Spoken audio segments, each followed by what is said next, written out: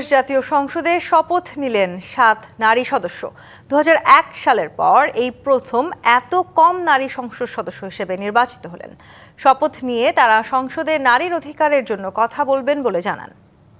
ত্রয়োদশ জাতীয় সংসদের সাধারণ নির্বাচনে নির্বাচিত মাননীয় সদস্যবৃন্দ, ৩০০ আসনে জাতীয় সংসদে এবার নারী সদস্য নির্বাচিত হয়েছেন স্বতন্ত্র সহ মাত্র ৭ জন। মানিকগঞ্জ ৩ আসনে আফরোজা খানম রীতা, ঝালকাঠি ২ আসনে ইলেন ভুট্টো, সিলেট ২ আসনে তাহসিনা রুশদির লুনা, ফরিদপুর ২ আসনে শামা ওবায়েদ, ফরিদপুর ৩ আসনে নায়াব ইউসুফ কামাল, নাটোর ১ আসনে ফারজানা শারমিন পুতুল এবং ব্রাহ্মণবাড়িয়ার ২ আসনে ব্যারিস্টার রুমিন ফারহানা। ৪৯ জনের মন্ত্রিসভায় মন্ত্রিত্ব পেয়েছেন একজন, আর প্রতিমন্ত্রীর দায়িত্ব পেয়েছেন ২ জন নারী।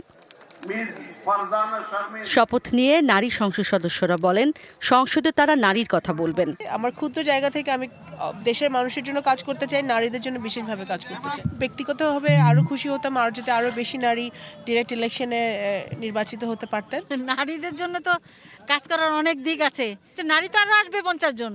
বিএনপি থেকে বহিষ্কৃত হয়ে স্বতন্ত্র হিসেবে নির্বাচিত ব্যারিস্টার রুমিন ফারহানা বলেন, সংসদে জনগণের আকাঙ্ক্ষার কথা বলবেন তিনি। দেশের পক্ষে, মানুষের পক্ষে পিছিয়ে পড়া এবং প্রান্তিক মানুষ সেখানে বাস করেন, তাদের ভাগ্য এবং জীবন মান উন্নয়নে আমি সর্বাত্মকভাবে কাজ করব। নারীদের নিয়ে আপনাদের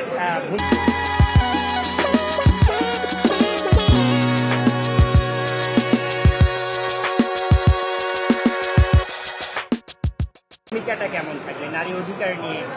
এটা তো আপনাদের উচিত বড় বড় দলের বড় বড় নেতাদের প্রশ্ন করা, যে ওনারা কেন 0%, 3% এরকম করে নমিনেশন দেন। এই প্রশ্নটা বরং তাদেরকে করেন।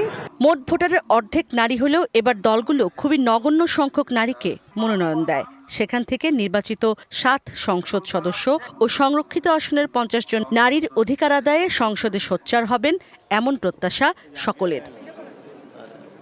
ইশরাত জাহান উর্মি, ডিবিসি নিউজ, ঢাকা।